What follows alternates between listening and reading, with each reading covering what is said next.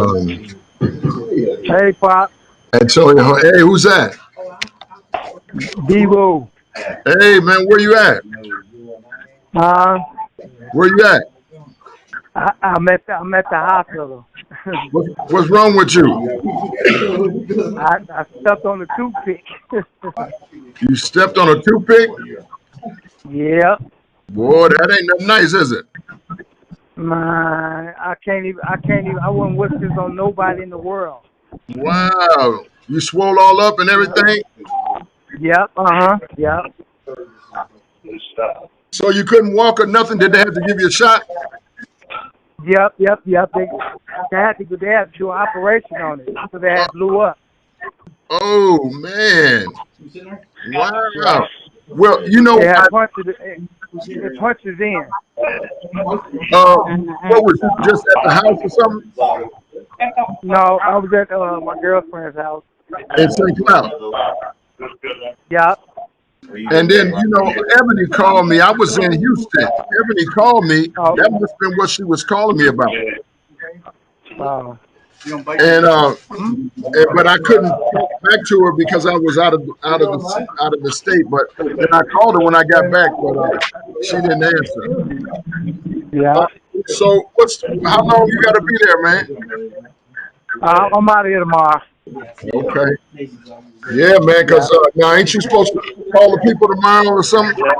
Yeah, I'll call them tomorrow and see what they came up with and all that stuff. So Let me know. we'll see what's going on from there. The birthday boy is here. Yeah, but let me know what's going on. I'm gonna keep you informed. And then you missed my birthday too. Oh, Devo, I'm sorry. I was down there. What day was it? July 2nd. Man, I'm sorry, man. Oh God. Well, we got I a. said, Pop's the only one that didn't forget my birthday. He forgot my birthday out of all people. But man, look, I'm telling you, man, I had to go down to Houston, man, on some important business, boy. It was real Oh, important. okay, that's what's up. But That's no, what's up. no, man. I'm sorry. I'm gonna make it up to you. Yeah, I'm gonna make it up to you, Yeah. man, because that ain't the deal. You and my mother-in-law's birthday is the same day, Yep, I remember you telling me that. so there ain't no excuse. But you're gonna be on the line now. I'm gonna let you Yep. go for a hot second, but then it kind of do something inside. All right? Okay, all right, Pop. Love you. Love Happy you too. birthday. Uh, Yep. yeah. Hey, my birthday was the fourth. Was you the fourth? The Fourth fourth of of July, July? yeah, we turned 55. Give him a little hand, man. A little birthday boy. You ball too. Yeah, that's. Hey, you say 55. You look young. You young, man. 55 is a good age, man. But you know, with a man at 55, you know it ain't no more game.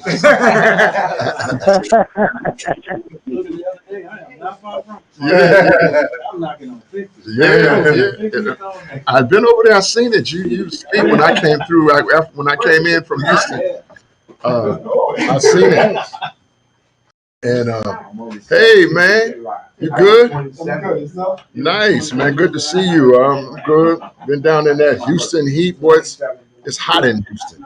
I mean, it's hot. Humid too? It's hot and humid down there. You know, it's hot. You were down there for the weekend, Pop?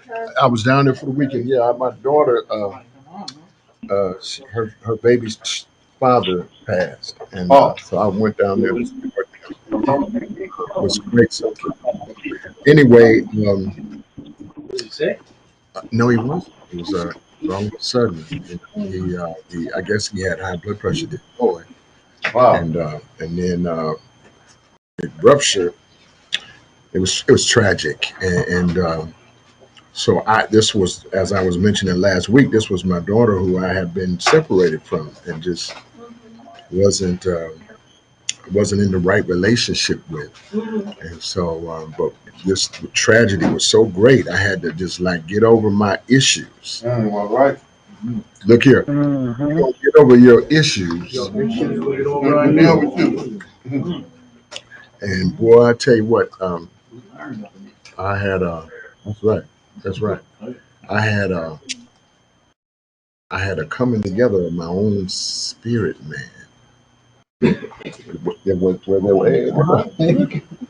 Make them work. That's right. He dropped the engine all by himself. Give Chris Burke give him a hand. That hard-working man. Look at.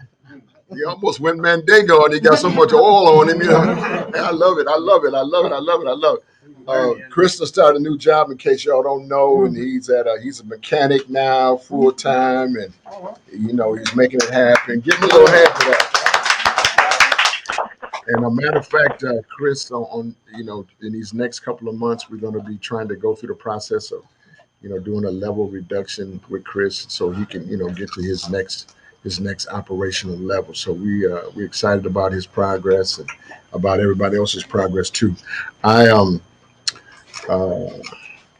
just want to tell you though, so I go down there to Houston and I find my children, my child and then my grandchildren, who I've never met, 4 grandchildren, a whole crew who I've never met, and twins, 8-year-old twins, Wow. a little boy, Amari, cute as a button, smart, articulate, and then my daughter's mother had come up from Denver. I haven't seen her in 30 some odd years. She said it was 33 or some years, like she knew all the exact numbers.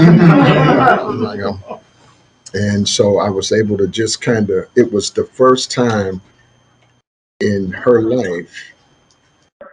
She was born in Fairbanks, Alaska. But by the time she came, I was in Hawaii. So I never saw her. And then she did come and live with me for a year and a half or so. You remember this, Red, my dad on fire. But she clowned me. I had to send her home. I made a mistake doing that. And anyway, I'm going on too long here. But my point is, my daughter's first time ever having her mother and father in the same place at one time. You feel, and she's in her 30s. Do you feel what I'm saying there? Yeah. And then I was telling you last week, every now and then I have a vexing. A vexing is something that's bothering you, but you can't completely understand what it is because it's buried, but it vexes you. And then you get ready to have a laugh, and the vex will vex you, saying, "What are you laughing for? Nothing funny. You're not doing what you're supposed to be doing. You're a pretender, right? It's a vex. You get it? And so this was my vex. Yeah. And so now here I was able to come together and with my grandkids, and they acted like they, how grandkids are. They acted like, "You my granddaddy? Oh, come here. Come here. Yeah, I want a hoverboard." That's my daughter, Ava, 8 years old. She said, "Granddad, I want a hoverboard." And she looked at me so serious. Like, "Do you think that's a possibility? Do they have hoverboards up there in Minneapolis?" I think they do. They may have them. So it was an amazing time in some ways, and I'm mentioning it out loud like this because I know I'm not the only one in here who is separated from their children in some ways, or who has experienced separation.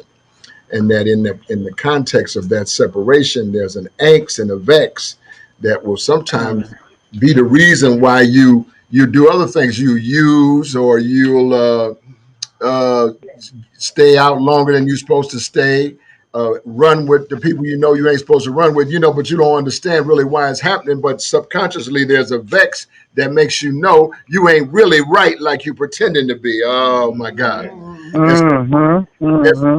All of us have a pretense that we have to overcome. Every one of us has something greater than our own understanding that we have to strive to get to in order to become that person that you were designed to be in the first place. And so I had this big hole, all these pop guys and your children in my life. But my own child over here, my one child out of 10, my number 9, and that was my vex. And so I didn't know her baby's dad. So I felt bad, but I wasn't emotionally connected to him. But I felt bad because he's my grandchildren's father. I felt bad for the loss, the great devastating loss for my daughter, but I was separate enough from knowing him that I could objectify the situation in a way that gave me clarity for them. Yeah. Mm.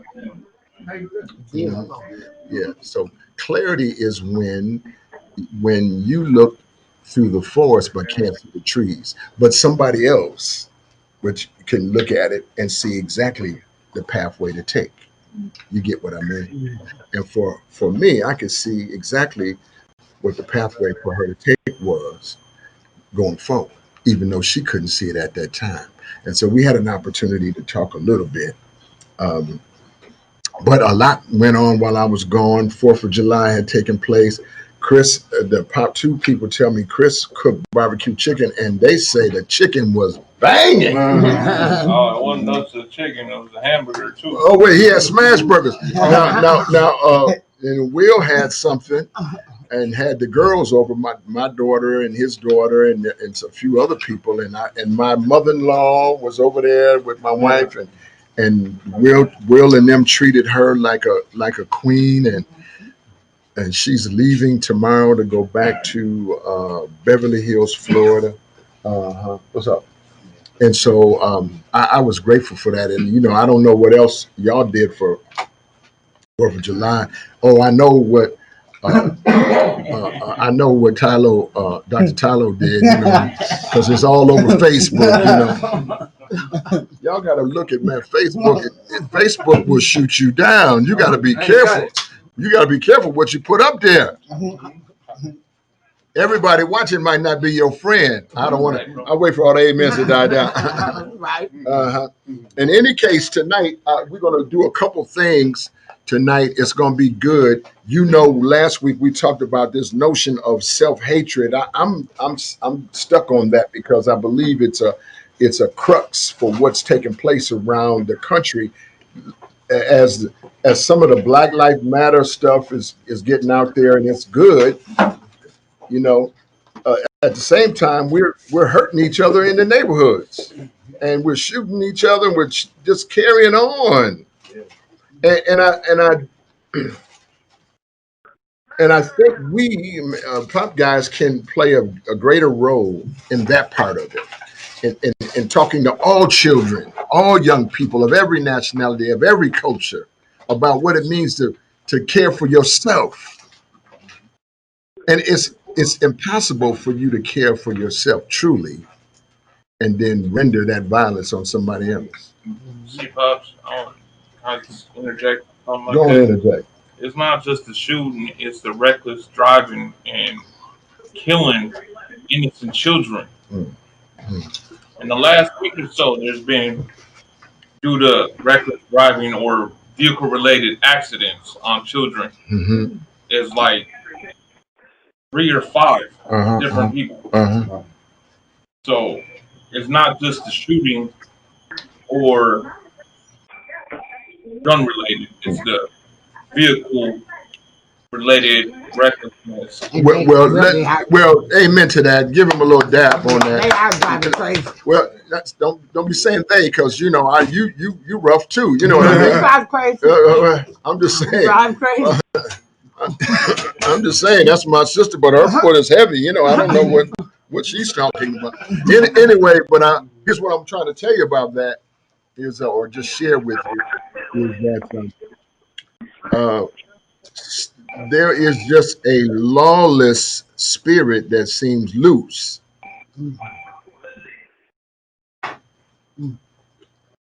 Now you don't have to have it just because it's loose. This is important to say, right? If you stay in the barbershop too long, you're going to get a haircut. Somebody say move around. Move around. Move around. Yeah, somebody here say kick rocks. Kick rocks. Well, see, y'all know how to do that. And that's applied learning here. If you know how to move around here, because you learn how to move around there, and because you learn how to move around there, that's what got you here. So don't act like now that you got here, you forgot how to move around. I don't hear nobody. Right. Yeah, and so that's a critical strategy, right? Adders, subtractors, multipliers, and I'm dividers. trying to divide it. That's what makes this thing go. If you spending any time with subtractors, you will be subtracted yourself. And if you're spending any time with dividers, you're gonna get a haircut. That's all there is to it. Mm-hmm. So how you're spending your time is critical. So tonight, later on in the evening, I'm going to continue on in this notion of self hatred, and I just want to build in a way on that. But before I get there, we're going to reverse the order tonight so that we can check in on everybody tonight and see how you doing. I want to hear from everybody who is here and everybody who is online. I don't want nobody to leave here and didn't get a chance to put anything in tonight. Um, did you all have that? Y'all was tearing them wings up, so I know you don't have the acts of faith. I wish y'all on the line could see how they tore up these wings, man. It's almost criminal, man. What Ananias committed a gross misdemeanor over there on his chicken wings, and even Mr. Leader did something terrible. I don't know what's going. I don't know what's going on. Yeah, and Dougie Fresh said it's the weather. Something in the water. Could you throw this in the freezer? One second. But I want to hear from everybody tonight. Um, it's really important for us to hear your voice because look, because y'all is it. And I don't feel successful when one person in this room is not doing good. So number July 7th is today, and somebody who got a real loud voice and you can read loud so that the people that are listening online can hear it. Please go. All right, go ahead. July 7th. Don't look back and don't cry. Mm-hmm. Am I stuck in my first relationship, my fifth, my last? Most Mm. of us are stuck in memory, ideals, pain, or trauma of a past relationship. Yes, sir. I hold everyone responsible for the things someone did to us To in the me. yesteryear. Mm-hmm. I can't seem to put the baggage down, Mm-hmm. overcome the disappointment, or forgive the past. Yes. And I can't figure out why I end up in similar relationship. The identical situation, excuse me, or with a broken heart. Mm. What I draw to myself is what we are, But I am. what I am. If I am hurt, angry, in pain, confused, disappointed, or lonely, I will attract mates who will bring more of what we already are. What Mm-hmm. I am, what I am. Mm-hmm. That's right. All right. I can only draw to. Mm-hmm. I can only draw to ourselves, myself, the beings on my way. Or ray. Mhm. Ray. No, excuse me. If my ray is dark Oh and my dismal, God. Yes. I will attract my reflection. Good. If I want to move beyond the pain of past relationships, Mm-hmm. I must stop crying about them, stop thinking about them, stop drawing them to myself. Yeah. Forgive, let go, and move on. Thank you, Lord. When I move beyond where I am, the past cannot follow. That's so good. Give him a big hand right there. I'm moving up, out, and beyond. Oh man, give him another big hand right there.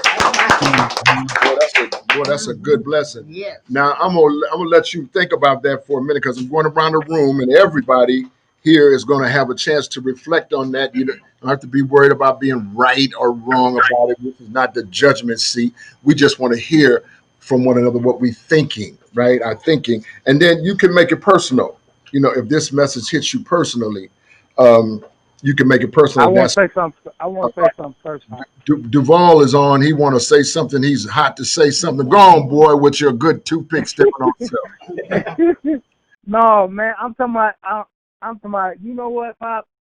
You read my mail, man. I don't know what it is all about that, and trying to please the relationship with myself. And I thought I was so-called love, lust, whatever you want to call it. And that was just me. You talking about me right now. Mm. You know what I'm saying? But see this again, it started with myself. I have to deal with myself first. And if I keep on continue going back to the old stuff, it's gonna get me back in the damn old crib. That's in the it. belly of the beast. So I have to realize that the ball, if you can't grow from this, even though you think you in love, you think you this and that, you want to try to sugarcoat and say things for the woman, and at the same time, I ain't just putting it on her. It's because it comes with me too. Right. You know, trying to make sure everybody's equal. I'm trying to make sure this side is cool with this stuff I'm doing. But here it is again, I'm still hurting people. My Lord. So, I mean, I mean, y'all can help me out, give me some feedback on it. At the same time, I'll have to hear it. Yeah, and now I need you to speak up louder, but because all of a sudden there, your voice jumped up real loud where everybody can hear you good, but I think we heard you mostly. And anybody that's got feedback for Duval or, you know, yourself, go ahead with it. So let me just kind of repeat what he was saying. And Duval was kind of getting to the truth of his situation, but not really. I'm giving my own feedback right here, not getting dirty with it. But you know what? After all these years we've been together, you know, for some reason you are still afraid to get down and dirty with your truth. You know, right then you were saying it, but you still was sugarcoating it, right? In a way that, you know, so, you know, whatever. But you got to get deeper than that, man. That surface conversation is not going to suffice you in the long term. You got to make peace. I'm giving you my feedback. But what he said was, I'm trying to please other people and this and that. And, you know, I end up hurting them at the same time. And I get right back where I was before. Every time I turn around, I'm back in love again. That's what I heard him say. That's it. Right. Yeah, and Anaya said Jeffrey Osborne, 1987. You know, but anyway, somebody else jump into that. Where Pop got. Pop guy. I think happy birthday, Duval. Take these out. All right. Yeah. Yeah, happy birthday. Let's sing the song. Happy birthday. No. Happy birthday to you. Happy birthday to you. Happy birthday. Happy birthday to you. Happy birthday to you. Happy birthday. It was Dex. Thank y'all, man. Love y'all. Give my hand. How old are you? Happy birthday, brother. I love you too, sis. Go ahead, Daryl. Dr. Webb, go ahead. Me, I heard what you were saying, Duval. At one point in this statement, it says, "When I move beyond where I am, where am I?" The question for me was, where was I? And I had to really unmask and dress down from head to toe every part of my life. Where was I at in my mentality? Where was I at in my spiritual? Where was I at in my soul? And for me, I had to understand that my soul and my spirit were two separate things. On the outside, I was given the appearance spiritually that everything was cool, but my soul was still jacked up. And so where I was in a place of disarray. And in that part that for me to move beyond that, I had to heal my soul. And that means that there was a time that I had to walk away from people, places, and things that were subtracting from my life. It was actually every time I look around, it was like I was unplugging, and even though my man self, my carnal self, wanted to remain, I knew that I couldn't please them because I was just pleasing people and trying to perform on an audience that they really didn't care about me. So I had to walk away from it. And I think that if I could just give you the word, is that in this situation, I had to face my truth. And I think that facing my truth allowed me the freedom to say, I know where I am and my past can't follow me. And if that means that I needed to drop off a few things and a few people along the way, That's right. then that is what was necessary for the healing of my soul. Yeah, that's right. that's good. Wow. Well, That's right. Wow. yeah, I like that. Wow. I like that. You know, I do. I like that. I could say some stuff on that, but you know, I just want to let that linger though. Or was that helpful in any way to you? Oh man, I'm talking about he hit it right on the head. He hit it. He ain't. That's why I love Mr. Webb. I mean, I've been with him for quite a while, and he don't play no games. He hit that nail on there, and your hand is there. You're gonna get smashed. Yeah. Yeah. I love him. I love him. I love him. I'll go next, Bob. Yeah, Chris wants to go next. Let me interject this to everybody that's listening. I was a professional female chaser. I'm not ashamed to tell you that. In high pursuit. But I'm gonna tell you something. What I really, no matter how much money or finance or ladies or pretty things that I was able to obtain, I never was satisfied. And my son Will just came up in here. I was never satisfied, and let me tell you why, Duval. Because what I was looking to give my public something to tell me about myself. Wow. Watch this. And they told it to me too. And for a while, it entertained me. But after a little bit of that false entertainment left me and I was empty. And when I decided to retire from that profession, I separated myself from females in any way, sexually or any way, because I was a sexual deviant. And then my appetite was vivacious. And then I just say, but I have to be under control. I'm telling you some personal stuff, but I really don't care now. It's time for you. You got to get something here. I don't really have all day. My window is getting shorter now. My time is shorter than it was. I can't be playing around with you guys no more.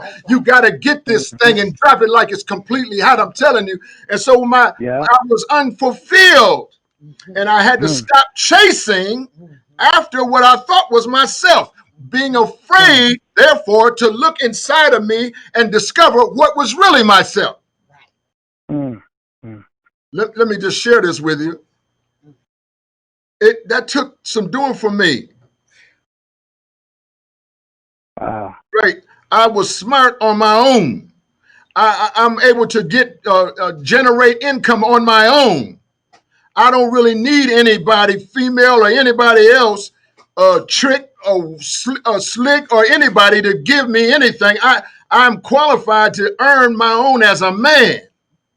And so when I began to seek after my own manhood and my manliness and stop hiding behind skirts and dresses and Cadillacs and diamonds and pretending and all of this such and much. I don't hear nobody in this church.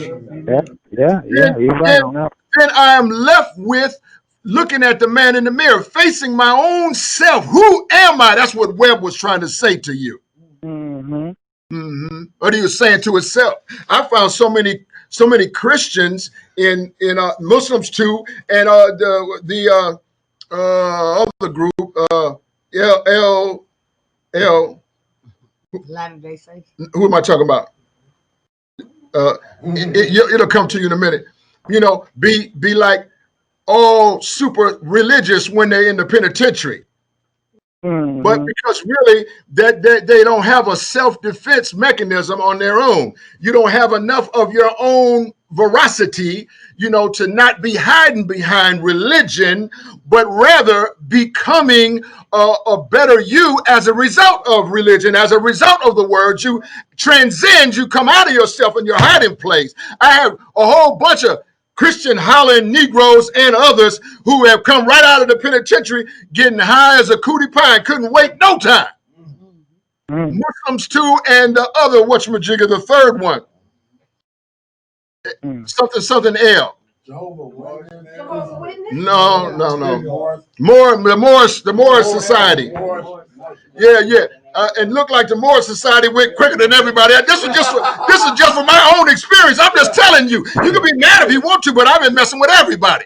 Black, white, native, Hispanic, everybody. I've been messing with everybody. And my heart is open to everybody. Let me tell you why.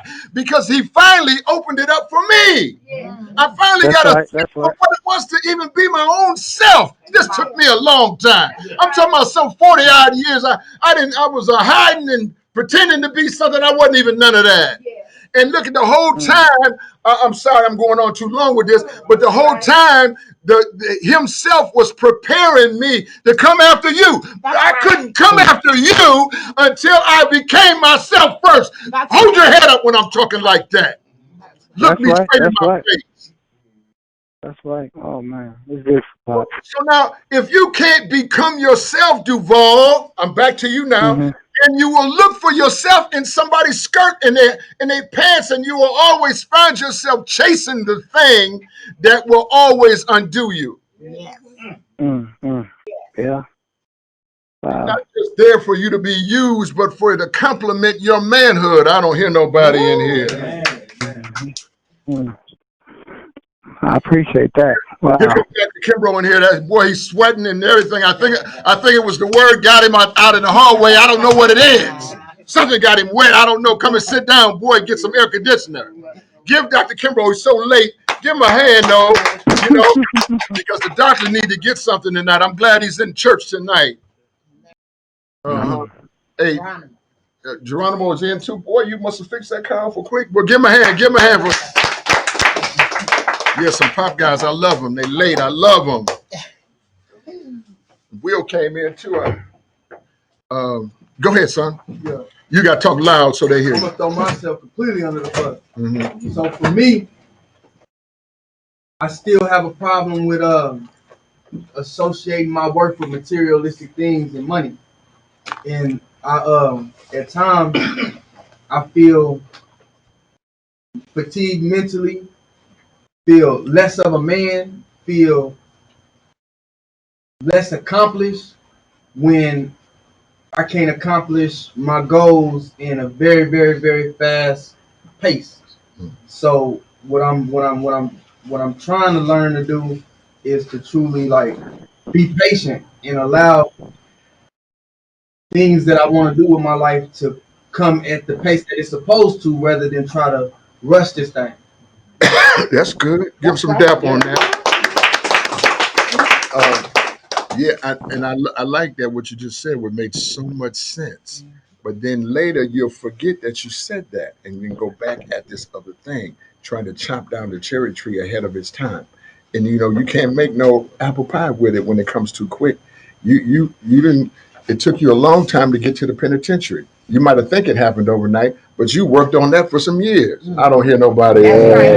So you worked on that for some years, and so it took you some years to get there, and then some years while you was there. It may take you a couple years to get to this other place, but in this room right now are some people who started out just like you, and now they owning stuff and driving stuff and pursuing other things, and you're going to do it too if you give yourself a chance to win. Let me just tell you this and make it short. Winners always win, and losers never do. And you have to decide in your heart of hearts which one of those you are. Don't let what I'm saying scare you. I want the floor is open for everybody. Come on now. Come on. Okay. You know, Then right after. when I went back. This was Larry talking right here. This is Larry Harris, pop guy. When I went back to the penitentiary, you know, when my brother-in-law had such a good. I went back. You know, I said that I'm no longer going to be alive. You know, so I was looking at the man in the mirror, and a couple brothers was there, and you know, I went back and I told them people exactly what happened. You know, and then they looked at me and like, this is treatment people. Yeah, it's treatment people. And I told them, I said, yeah, you know, I did things. People looked at me like, because I didn't want to be alive no more. Yeah. And I want to start standing up. So as I started standing up, there was no lie again. Then brothers started seeing me like, brother change. You know, because now I want to be a man. Yes, you know, sir. I don't want to be no more kid. Brother. Give him some dap on that. Keep going. I didn't mean to stop you. Well, you know, and so I had this sister named Cassandra. She said, I want you in my group. She said, I can work with you. She said, but we're not going to bump heads. She said, if you listen to me, you're going to be okay. And guess what? I went there and I listened to her. And as I listened to her, I started progressing more and more. Even when they were saying, no, he's not ready. She said, yes, he is. He's ready. He done came back. He done admitted to everything. He done did this. He done did that. He did all the classes. He did everything he was supposed to be doing. You know? And I don't see why we should hold him back. I think we should give him a completion. He should walk up out of here with a completion. Wow. And with my brother, the same thing I told him. I told my brother, I said, brother, look, you well on your way too. Just slow down. We gonna make it out of this thing. Wow. And just as sure as I'm sitting here, you sitting there, didn't I tell you that? Wow. And we here. Wow. And I have nothing but love for my brothers. You know, and that's all I can do, man. Is make sure, you know, that I'm being the best that I can be. Right. And I'm not gonna let nothing take me out of it. It's even possible. That's good. You got to hold on. That's good. Take your time. Give him some love right there. Let me give a little brother some. Go ahead. Chinny. Hey, Chinny. Pop guy. Pop guy. I was going to say that holding back and learning about yourself is the gift that you can give yourself to be able to move forward. Wow. I was a very angry kid as a kid growing up. I moved there very young. Same month I moved there, my mom passed away. My dad said I can't go back home because he always spent this amount of money to bring me here. Now you can't send me back home. My mom passed away. Wow. I got angry. I'm like, if you don't want to send me back home, this is what's going to happen. And given some help as a kid, didn't understand his reason why bringing me here with 4 of my other sisters, the amount of money it cost him to come here, 5 kids from Africa, Right. plane ticket. Right. And that's a grip. Yeah, that's a lot. Right. So he brought us here, but I was still angry because I didn't understand that. Wow. Then I had to find myself as I grew older and walk in his shoes and becoming a dad. Kind of realized that his reasons it makes sense. Absolutely. And right now I'm in couples therapy. My partner and myself, we are not married. Pop keep giving me a look every time. That's right. What are you waiting for? That's She's right. a good girl. You gotta put a grip on. Oh, that's right. Look, did you hear? Hey, that was my exact words. I love that. Yeah. But we are not married. We've been dating for 6 years now. How many? 6 years. Anybody in here been dating 6 years? I don't know. Will might have. Hey, yo, look, y'all. Better come on here. She's not African American. She's mom. Warm wedding, you know. She is mom, and we decided that our trauma as a kid growing up, because we all from diverse background. We Sure. have trauma that Sure, passed down sure. from our parents, Oh my God. our parents to our parents to Yeah. our parents, Mm. and to us. Yes. And it passed down to us, but most of us don't realize that that trauma that's been passed down from generation to generation, it gets to us. Mm. And we do things in a way that I do things in a way that I Good. don't. It doesn't make sense, but when you're looking back, it's like, pop, okay. Mm-hmm. It seems like they all kind of connect in a way that everything goes. So we are in couples therapy Good. because I think that's the right steps to move forward. Mm-hmm. Because we are both still young and learning to go to the next step. You Yeah. have to learn about yourself. Yes. And my therapist, and we're doing couples therapy. I'm doing myself individual session for myself. Come on I now. know that I need to learn about myself. Yeah. And learning about yourself is the key to every success you can achieve. Wow. If you don't know yourself, Wow. That's right. if you don't know who you are, Mm. you cannot help someone across the street Mm-hmm. because you have to know yourself Mm. to know what triggers you, Yeah. know those triggers, Mm. and then give yourself compassion. Mm. Hug your little self that you Right. see that goes through all the struggles with you. Hug that little self and say, you know what, man? I understand the pain you went through. Right. And I'm here right now. Yeah. But I can see it. Oh, listen to And Chinny in this give here. you a hug. Yes, sir. And say, Yes, I sir. got you, man. Yes, sir. That's good, boy. That's good. And we are missing that. Uh. We as specifically, I'm going to be all right. Uh. We as black men are missing that. We are Just missing men in general. Just men. stop that. Men. That's in men that general, miss that. We are missing that because we don't want to look at our little self. We don't want to give our little self that compassion. Mm. So your struggles is what lead us to this. Oh my God. So looking at your little self and seeing yourself as a 3-year-old or 5-year-old, 12-year-old, 15-year-old, or 10 years old, doesn't matter how old you are, but seeing that little self of yours and giving yourself that hug and say, I got you. I'm gonna stop you right there before you talk yourself out of it. Give him a real big head. That was good. I'm gonna tell you something. I've been messing with Chinny now for some years. That was the clearest, sharpest, most important message you have ever said in group. And I really, I can't tell you the joy I feel just sitting here listening, being a witness while you talk like a man like that.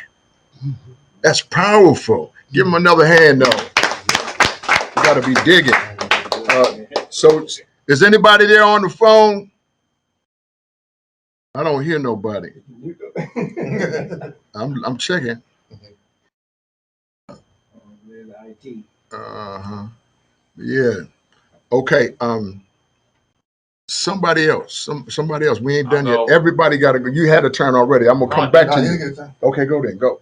So one of the biggest things. Say your name. Chris. Okay. Pop guy. Yes, sir. So one of the biggest things at the age of 13 is that I saw my mother raped, and that trauma at a young age messed with a lot of decision making abilities that I made or choices, and it caused me to go down a path that eventually led me into prison. And until I decided to take it head on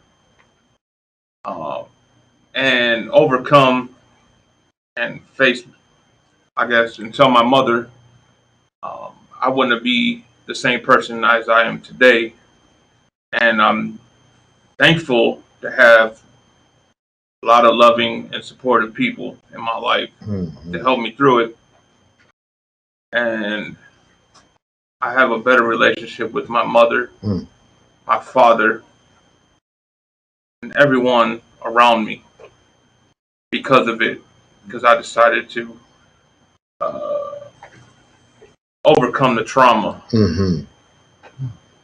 and be a loving person instead of being a hatred towards the world. Yes, sir. Come on and give him some love. That's right there. Chris.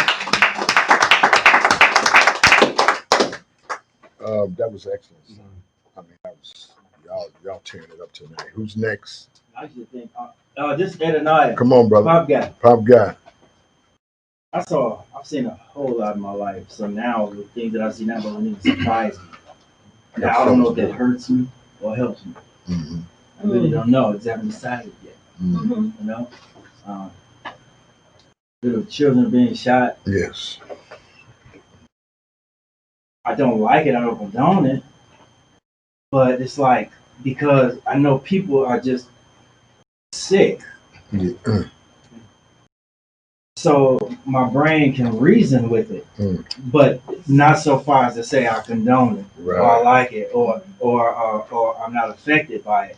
I am, but I'm affected in a way that it took a long time for me to kind of connect with my own past because it was like to bury it and forget about it was the best thing to do, you know.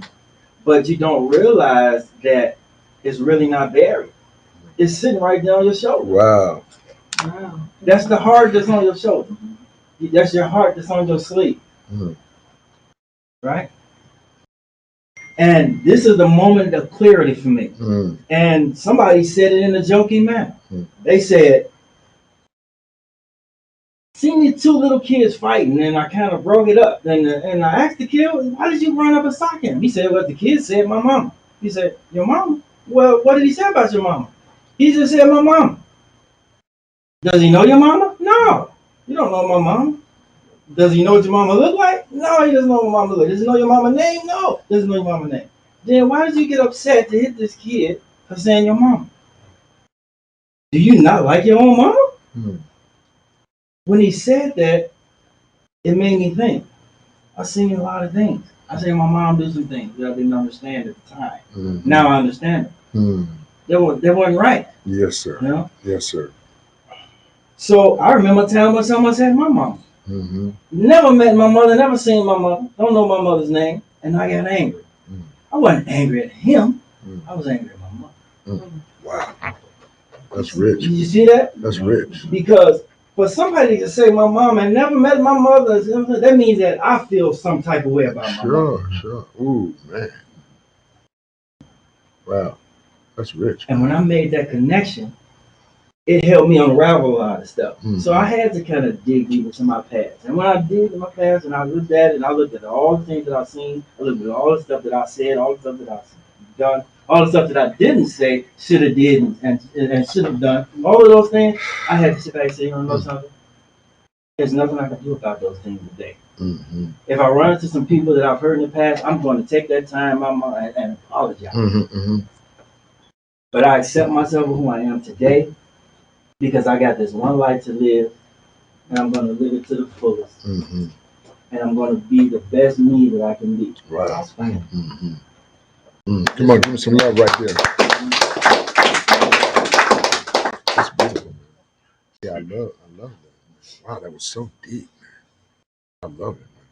Y'all are getting there, man. We getting there tonight, man. But if you haven't had a turn, it's your turn. Come on. Okay, so. And tonight, it was rich, man. Jesus, it quieted everybody here. We sometimes somebody could say something. I'm sorry, sis, and it'll just snatch the air out of it.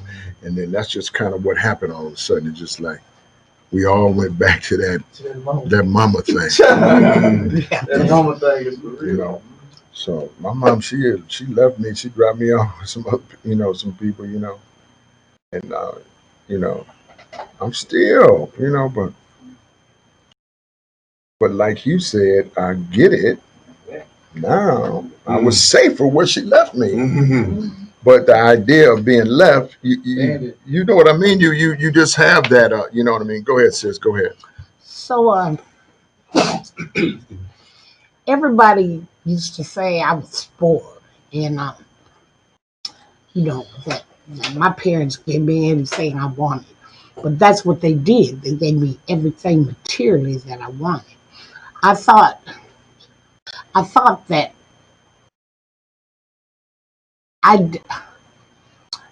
people told me when I got older, a teenager, your mom was the baddest hoe out there. She was bad, and and right. I, at that time I thought that I didn't know what she was doing. you know. But now when memories, see, I blocked out a lot of memories from my childhood, and I don't remember things, but they're coming back to me now, and I'm remembering I knew exactly what my mom was doing because I followed right in her footsteps. Absolutely, that's right. You know, Come on, and keep going. You're all right. it. You know, my mom was good. She was a beautiful woman, but she was a victim of her society. That's right. Like I was. Yeah. My role models were dope dealers, pimps, hoes, and everybody. You know, that's what, you know, I seen that, and I'm like, shoot, I want that. I want to be bling. I want to drive Cadillacs. I want to, you know, have a man that's all fly, you know, and I had no choice because I didn't know nothing else. And now I know something else. And I get up every day, and me and the Lord have a thing. I say, Lord, I'm going to be all right. Amen. Well, give her some love there. That's a lot of real truth right there, sis. And that'll make you free. That'll bring you liberation. Now, there's a drink that was waiting for you that can't have you because of the truth you just got through telling. And I'm going to show you something. See, because it's that drink, that wine, the smoke, you know, the grapes that dangle themselves in front of you and threatening you at your weakest place. Temptation is smart. It never messes with you in areas that you can't be tempted. Temptation don't waste its time. It gets right after you, right at the area where you're the weakest link. Somebody say the weakest link. Weakest link. But when you speak truth to power, like you just did, darkness has power. And the power of darkness is deception. Is making you believe one thing when the other thing is really true. I'm teaching real good. That's right. And so when you're able though to pull out truth and do battle, Chenny, like you was just doing, like y'all Larry, like what you was just doing, like Ananiah and Chris was just doing, when you start doing battle like that, you giving yourself powers that you already really have, right? Like the game Pac-Man. Remember that? And Pac-Man, go around and he eats up them energy things. And then the more he eats up, the more powers he got. Huh? And he gobbling up these, the negative aspects, the brokenness of our lives. Each one of us, our lives have had some measure of brokenness. Yes. Each one of us. Watch this though.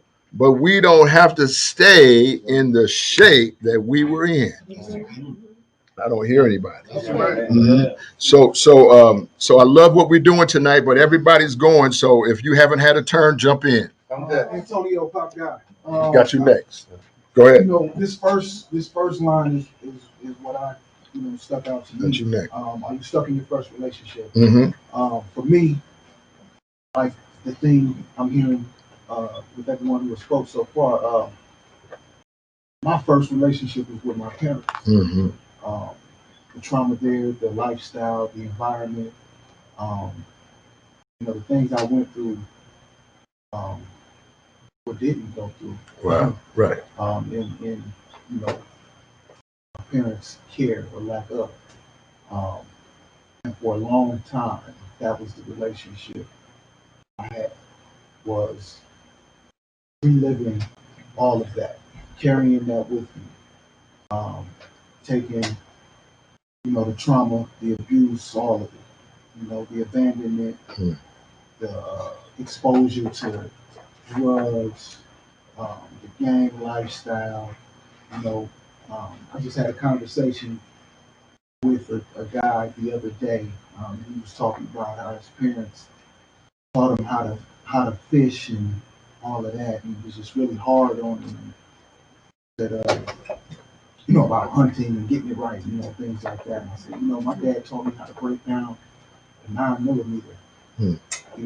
How to load up a gun. How to cook crack. Mm-hmm. At 12 years old, Wow. 11 years old, things like that. And it was. And I've had this experience before with guys sharing their stories and sharing with each other, and it just always comes back to everyone deals with pain or has a different threshold of pain. They deal with their pain differently, or pain is different to everybody. Experiences shape us differently. So, me getting beat the way I got beat, getting taught the way I got taught. If it wasn't on that level, future, reprimands and um, you know, chastisement, if it didn't reach the level of extreme violence, it had no effect on me. Wow. So I failed in school not because I wasn't smart, but because I just couldn't tell me. I know what you're saying. Wow. If you wasn't punching me in my jaw, or picking me up and slamming me on the ground, kicking me like how my dad did me, it didn't mean nothing. Wow. It didn't mean nothing. So I went and I did that to other people. Mm-hmm. I carried that relationship Mm-hmm. with all my other relationships with teachers. Mm-hmm. Luckily I didn't do it with any women, Right. because I did see that with my dad as well. He was a woman beater, still is. Wow. And some of the things Help us, Lord. allowed me to, how they say, you thank a person for teaching you what not to be. Mm-hmm. If you can't give them any type of compliments. Yeah. Yeah. So I do thank my dad for instilling that in me. Right. I Right. despised it. He Right. beat my mother. Yeah. Extremely bad. My Lord. While she was pregnant with me too, I heard. Mm-hmm. But all of that stuff I carried with me. Mm-hmm. So the question was, this is so powerful what you're saying. This is how you started, but I just want to throw it back to you now. The question was, are you stuck? That's the adjective. Right. On your first relationship, your relationship is the noun. The subject is the relationship. The question is, are you stuck? What's your answer? Absolutely not. Wow. But I was for a long time. Mm-hmm. Come on. Give them some love. Yeah. And so now, Antonio, you've been out of prison now, just like what, 2 weeks? Man, come on, give him some love. And so, I'm gonna ask one more question, and then I'm going on to Dex. How has the preparation time in prison? How is that being actualized in real life, in real time, right now? Multiple ways. So one thing I told guys, before I got out was what I'm taking with me is the things that I kind of hated in the beginning. The forced structure, the forced routine, having to plan your day. I got to get on the phone at this time because the phone lines are long. Yeah. So I got to make sure I do my laundry at this time. Yeah. What I mean? Yeah. That is so powerful. Structure is one of the most important things you can do. Yes, in that Yeah. situation. Yes. And so having taken that and came out, made the choice to come to the pop house. I didn't have to. I made the choice after being accepted. And because I understood the power of the structured environment that I would be going into. And so it's being actualized every day. Wow. Everywhere. Wow, brother, that's good. That's real good.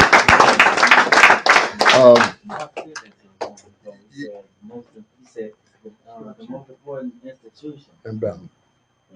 and relationships are institutions Mm-hmm. is you need structure and you need Balance. Balance and structure. Yeah, yeah, it's amazing. Yeah. It's amazing. And see, I'm saying this out loud, reiterating what he just said in some ways. Don't resist the structure of prison. It's the only thing that prison can offer that's of any value. And Will said this to me. I never forget it. He said, "Prison didn't rehabilitate me. I rehabilitated myself, and I give prison no credit." This was his words for my rehabilitation.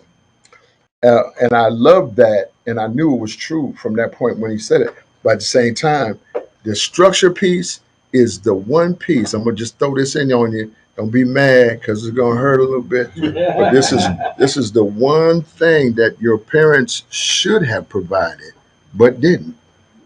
That prison does provide, and that structure.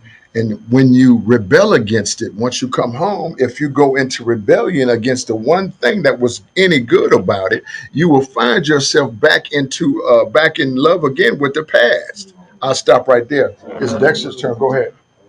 I'm Dex Pop Guy. Pop guy. Yeah, well, I look at this stuck thing as the same thing as my addiction Yeah. as well. You know, I stayed stuck in my addiction, in my relationship, doing the same thing, expecting different results. Wow. Okay?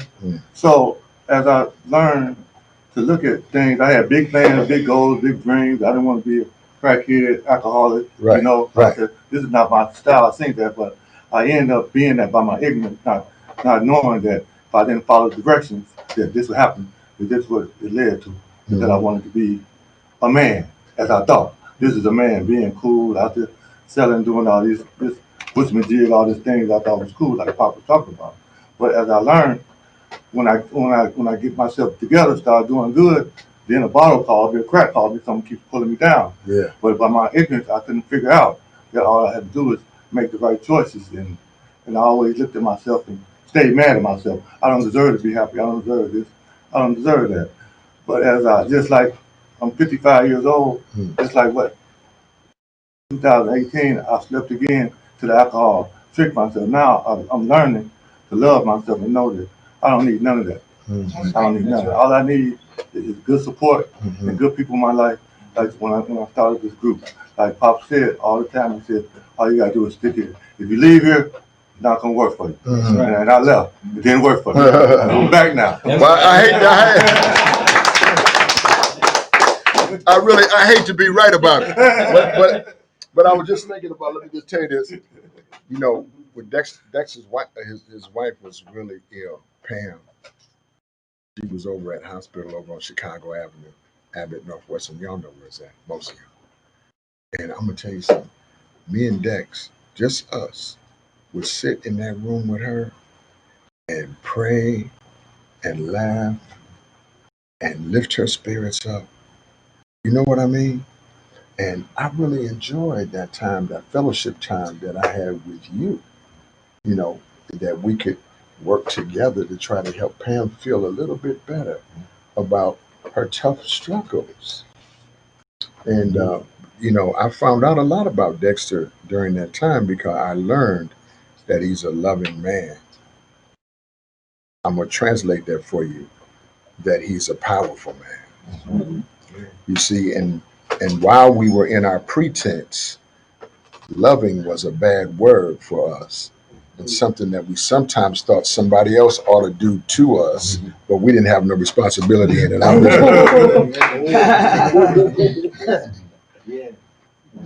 And when I was a child, I acted as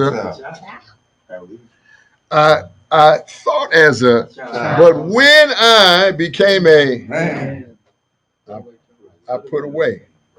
And I watched Dex, and it hurt me. I'll just be honest with you. When Dex chose the bottle over us, that's what it was.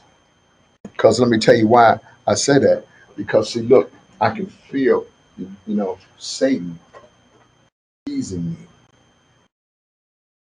He ain't no pop. He ain't no pop. You think you got Dex? No, I got Dex. You think Dex is in? You think Dexter's in? I got him. I could hear him. I could hear him teasing me. And I just kept saying, no, no, no, no. You're gonna have him right back. Time is right. Yeah. So look who's sitting over here. Give him a big hand. Satan, you got to get out of here. Put these 12s on you. Oh, thank you. Oh, thank you. I feel something. You don't hear me though, right? You don't hear me though. You know who the least of you has got an opportunity to be a helper. That's right. Mm-hmm. I'm gonna tell you this, and this seems like the time is right to interject this, and then I'm going to the next man. Dex, that was great.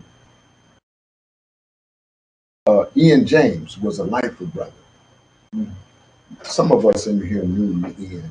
And last week, Mr. Webb just took off on a song, and then all of a sudden, the spirit of Ian James, a Jamaican brother, he had such a way of moving. Yes, he did. You know, he had a real cool way of moving, and you know, he wasn't in no hurry. You know what I mean? And you know, he was a thick brother. You get it? And so, you know, nobody really didn't, you know, what you did because you know, he looked like he might just take you there, and you know, we already knew the history. So anyway, but he never showed that. He was kind. And you know, I was telling I think Dr. Webb and some other people, you know, my job was to try to get you out of there and bring you to the good life. Say the good life. The good life. See, I had a vision for you that you couldn't have right then for yourself. But if I could convince you to trust me enough to join up your belief system with mine, then I could introduce you to the thing that you couldn't see at the particular time. Now watch this. I'm thinking, and I've been like this with everybody. And I'm going to show you something else. It took me 15 years to get to this. But if you will get involved, it would take you 7. And if they got involved, it would take them 3. And if they got involved, then the person who grew up would grow up in it. Right now, we got pop babies growing up in it. Our daughters, they growing up in it. They got this thing. My little daughter said, "Hey, you from prison?" We was at the bowling alley. We had a whole bunch of pop guys. My daughter ran up on one of the pop guys and said, "Hey, you from prison?" And my man was like, "Hey." For her, you know, that was cool. You know, she was like, "Oh, you with us? Come on, you're looking for us." We're the pop guys. This is my daughter talking.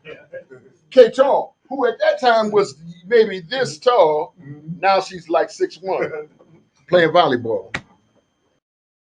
Dear God. But what I want to tell you about Ian, and that's what I started out talking about, I was thinking that I was preparing Ian for the good life. And I worked hard on him. Yes. I was pressing in on him, right? Pressing in on him to become the truth. He'd say, you know, "Hey, Pop, I don't want to tell you, man, I got that thing you telling me, man. I got it, Pop." And I love that. And I thought the whole time, and I was preparing him to get with us. What I was preparing him for was to go to the Father. And if I had a way of knowing that, I might not have taught the same. I might have felt something different that changed my approach to him, or I might not have been as aggressive, right, as I was with him, but I was aggressive. I didn't know. This is what I was calling him to, what you're sitting in right now.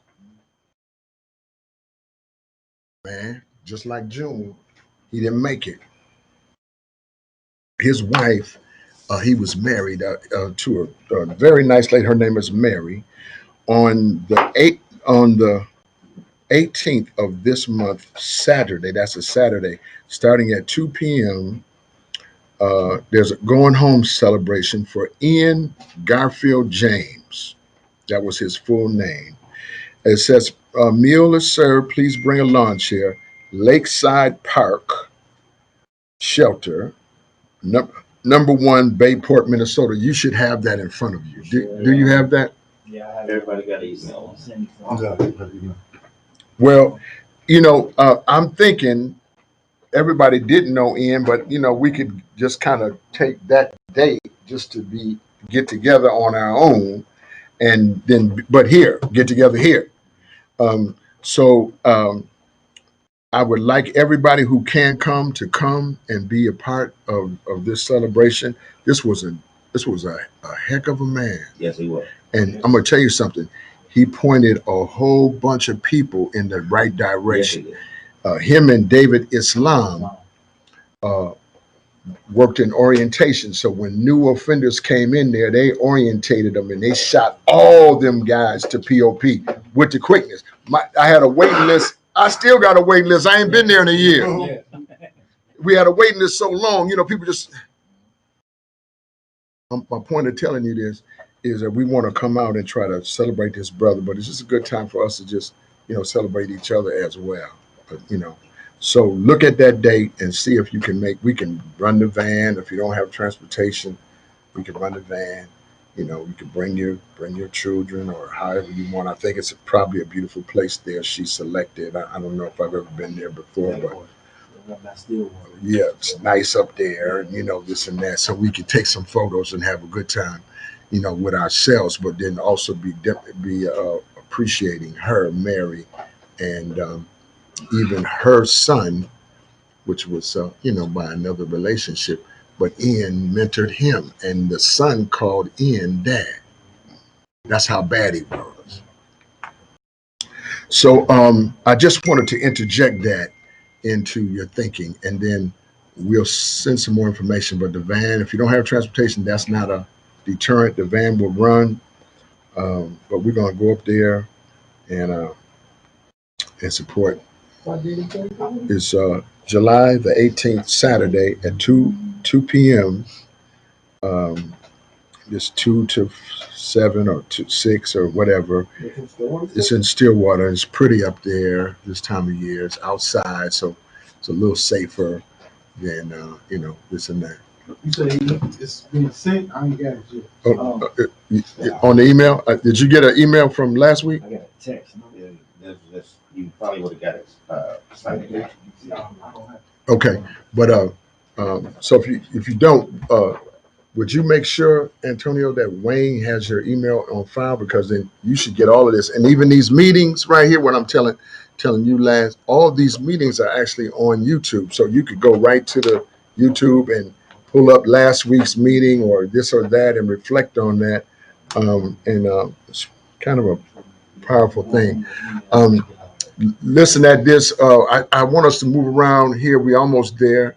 Almost got everybody. We're talking about this reading in some ways. And our last speaker, Dexter, just talked about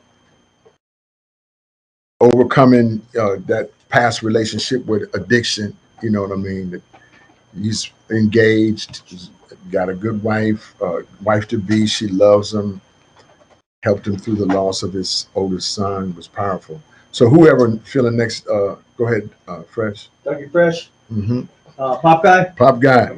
Doggy. I can That's right. relate to the relationship thing, and I'm gonna bring it back to the addiction. Is that Take your hand away from the mouth, Doug. I'm sorry. And if I felt, I just needed a reason. If I felt hurt, angry, confused, just whatever it was. If there was trauma, if there was an accident, if there was anything, it was always okay. I got this, but I'm gonna get high first. Mm-hmm. And that was it, guys. So I could numb the pain. I can numb whatever was going on. Help us, Lord. And I've come to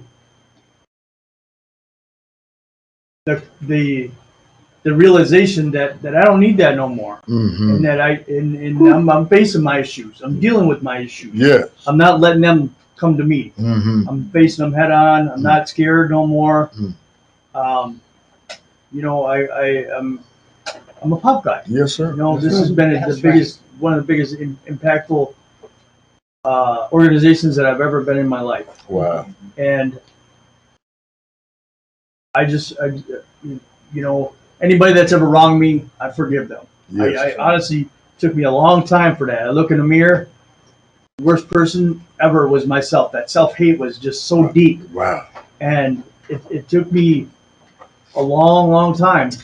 And then once I came to the pop guy, it's like you got to deal with yourself. Mm-hmm. You got to come to the realization, yes, you were a bad person. Yes, you did bad things to people. Yes, you hurt people. Come on, Doug. However, Mm.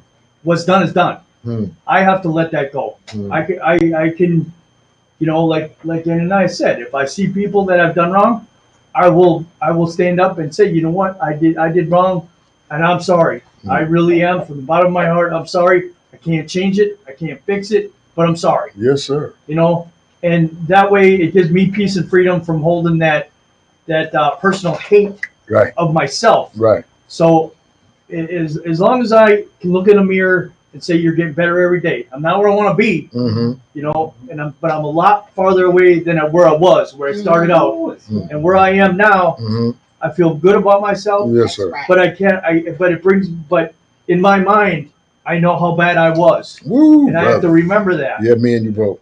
For me to, you know what, you're not where you want to be. You will never be where you want to be. Mm. Never give up. Never, ever, ever forget where you were. Listen to the Right. preacher. Let things go Yeah. and move on. Preacher, preacher. That's Dougie Fresh right there. Whoa. I felt something moving in Doug over there. Who is that guy? I know that's right. That pop guy over there. I love it. But he didn't mention, the preacher, he failed to mention that out there outside waiting for him, on the other side of the pop meeting is a brand new Jeep Cherokee, and we ought to give him a little dap for it.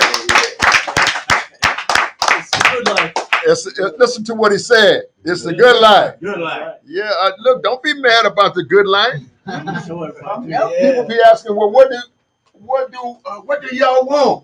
We want what you got. Let's shut up. You know, everybody, come on.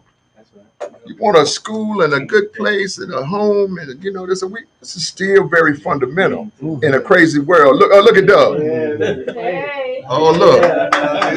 Congratulations. Yeah, that's a pretty low lady. He kind of liked your color there a little bit. I like it. Liked that Jeep. I drove it last week, went to the store, Uh-huh. and went out looking for one. Made an impression. Made an impression. Give him another hand. See, it can happen for you, man. If y'all just be patient. And somebody else need to go. Go ahead, sweetheart. Trauma. I talk about trauma. Y'all been getting it in. Mm. Y'all was getting it in, and you know I'm a woman, so I'm very emotional. I tell you that when I do my little boo-boos. But the trauma is what led us all to this place. Mm-hmm. You know, the things that happened to us as a 3-year-old or a 10-year-old. It was the trauma. Mm-hmm. So for me, the trauma was so devastating and so great. Mm. And so heavy, so heavy. My God. But Mm-hmm. praise God, through it all, this trauma still. I have to carry this trauma. My God. That the last thought that I think about my mother, who killed herself when I was 10. And the last thing she did, you know, the Holy Spirit woke me up that day. I was 10 years old. And I heard the Lord say, don't go to school today. And I remember verbatim, like it was yesterday, and I didn't get up. And my mother had been acting strange. And she said, you better get up. I said, I don't want to go to school today. Not knowing it was the Holy Spirit. I don't want to go to school today. She said, why? I said, I don't know. She said, you better get up and you better come on. You getting out of here. I heard my little brother, who was 3 years old, say, what's wrong with Logan? Right. I heard him. Yeah, just like it was yesterday. She said, I don't know, but that's what I'm trying to figure out. Right. Now, as I put my clothes on, and okay, school started, you left out of school at the 8:45, but now it's 9:30, ain't nobody out there walking, and okay, I gotta walk by myself, okay. And then I got ready to give her a kiss goodbye, and she pushed me out the way. She said, just go ahead on, Heifer. And when I came back, she was dead. So that trauma, Jesus. that trauma, My God. even though it was decades ago, I still feel that trauma of my mother rejecting me. And that was the last thought I had of her. My Lord. So in doing so, in moving forward in decades of life, you go your life, you hold on. Because y'all see, ain't nobody fell out. We still riding this roller coaster. Yeah, right. So, you go up and you go down. Sometimes you go way up because you look at them rides, because some of them rides we all been on. Yeah. You say, dang, how did I get that I'm high? saying, How did I get that high? As a mature person. But as a little kid, you looked up and you might have said, I'm scared to go that ride. But how we went on them anyway. As the decades went on, we eventually got up there on those rides. And sometimes we might have came down hard and fast. Boom, crash. That's how you got to jail. Right. Or that's how I got Tyrone. That's right. Yeah. But whatever it is, I came down. Oh my God. Oh my God. That's why we're here today. So when the thing stopped, you know how you rolled that right? The ride stopped, it's like, ooh, shoot, I'm getting off of this thing. I ain't riding them rides anymore. And we thank God that it was only him. And it was that same Holy Spirit. That same Holy Spirit that told me, don't go to school that day. Now, what would make a woman? What would make a woman kill herself and leave my brothers was 2 and 3? You left them? Because, in a logical mind, if I kill myself, I'm not going to leave my children. I'm going to kill them too. I'm not going to leave my children to fend for themselves. I just told my mother 3 months before, your husband touched my private area, mommy. And then now you left me in the house with him. You're going to kill yourself, take your misery on out of here, but you're going to leave me. Oh, my Lord. And I had to carry that. Wow. On top of her rejection. Now I got to deal with your pedophile husband. I'm 10 years old. And so those things, and that same Holy Spirit, that carried me through that has got me to here that I know who I am today. And I know all the things that I've gone through, all the pain and all the baggage that I've carried, it's to help somebody else. That's So I am, and I do. Come on, that's some good stuff. Go ahead, son. Just, it's a metaphor, but Miss Lola said we were on a big ride, but we're all on the rails. That's right. Up and down, but we're all staying on the rails. We're not out the crazy train. No, that's right. Come on. Well, that's good. Somebody else who hasn't gone, come on, it's on you. Go ahead, Pop Guy. In all the years that I've been in pop, this last year, I was always ashamed of my past. This year is the year that I actually learned how to use my negative past and turn it into positive. All that I did negative, I looked at it and turned it into a positive. For instance, I had a family member that OD'd in the kitchen of my sister's house just on the 4th of July. I went over there, I walked in the kitchen, and there he was laying on the floor. And I'm like, what the hell's going on? Right. Turn around, his lips are blue. I thought I seen myself. So we revived him, did him up. And I looked at that negativity and put it into a positive because of the fact that I can't change what I did in the past. All I can do is teach somebody the positive or teach them not to dwell on what they did in order for them to pick themselves up and move forward from it instead of being ashamed of it. Because I always used to be ashamed of what I did in the past to others. Yes. I've learned to take that shame and be positive. Wow. As a matter of fact, the negative presented itself to me. with my past. And you know what, Brother Shane, I would not, all the money in the world, I would not trade this life right now that I got today. Wow. For it. Wow. Yeah, Yeah, boy. That's so good. I'm having a flashback to when we was in prison and we were having these kind of conversations, and he was in that doubt mode, and I would just say, no, no, no, it ain't gonna be like that. It's gonna be just like this. This is how it's gonna be.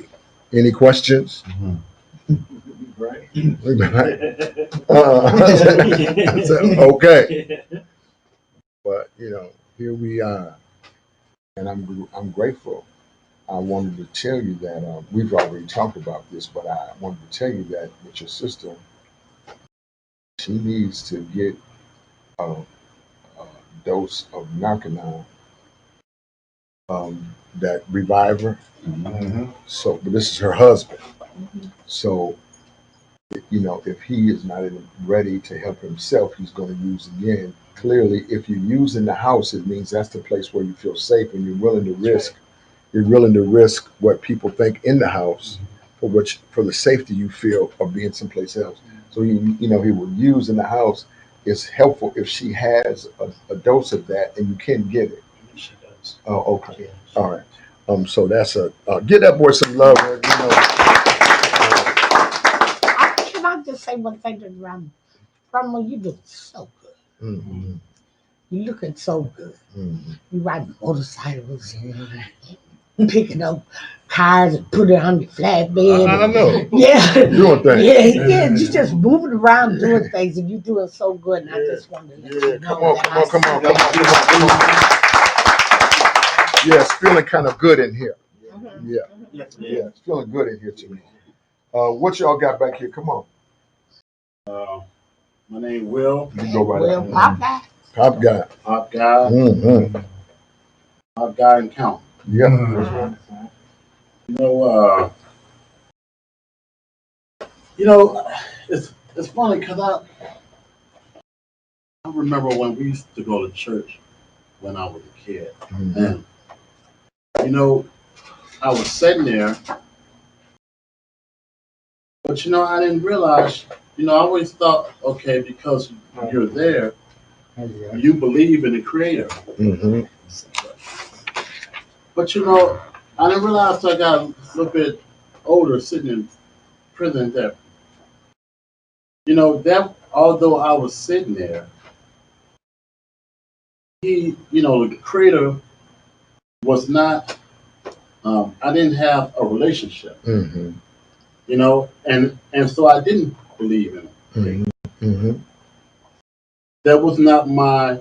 I was not a witness, Mm-hmm. and although I was sitting in the church, that was somebody else's testimony. It was my grandmother who had me there. You know what I'm saying? Mm-hmm. I'm just sitting there. Mm-hmm.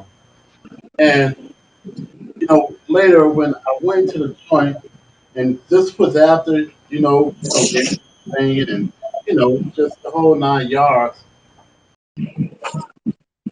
We had I started to do some self study, and two things that jumped off at me was that true knowledge begins with you understanding the knowledge of God and the knowledge of self. Yes. Mm-hmm. Yes. Now,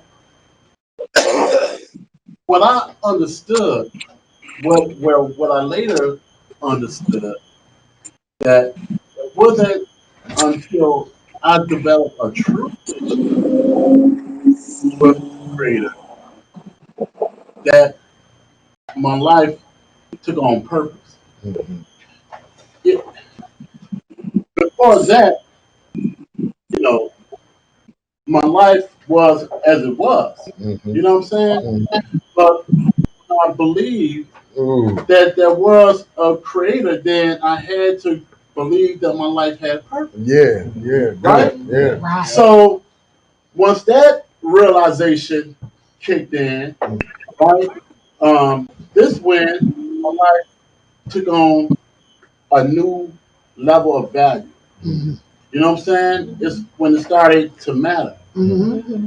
Um, Right. you know, and then that there guided my my um, my perception of role models.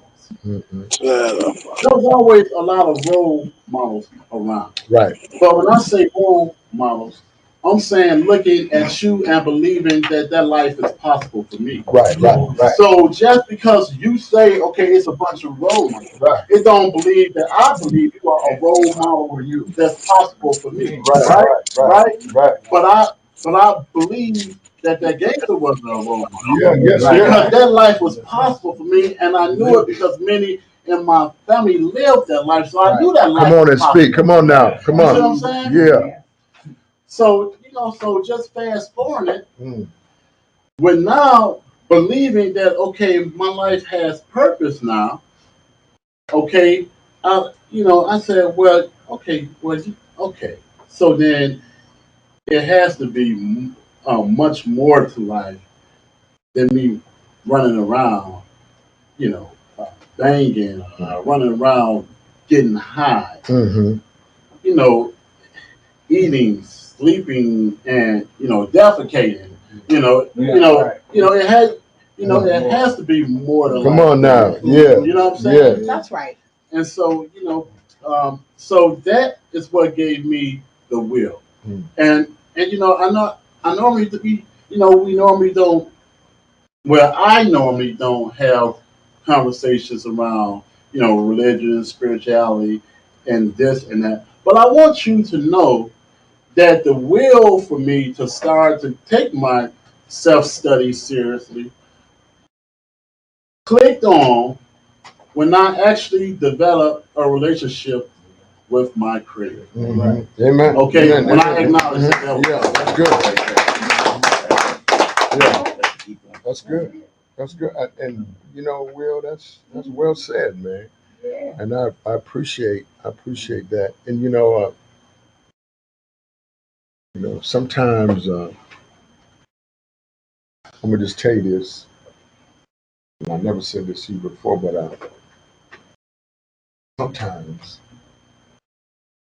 I think that your mother is talking to me. And for some reason, I have some connection to her. Um, what she was trying to do, what she was doing, some of her struggles, I don't know them all, but I sense a lot. And even from another plane, a prayer can reach back into this realm. And I hear, but I hear though, somehow your mother's saying to me, just watch out for my boy. Right. Right. Watch out. Just try to, just Do what you can. yeah, yeah. And I've never said that to you before, but I just sometimes I just sit up and wait for you to bring her up and say a sentence or two because because I'm connected to it. You understand? And then so what? Let me just tell you what happened. So last weekend, Will had my mother-in-law at his house. Right. This is my mother-in-law. Right. Now I only got to one, Right. and my mom is gone. So my mother-in-law is my mom. Right.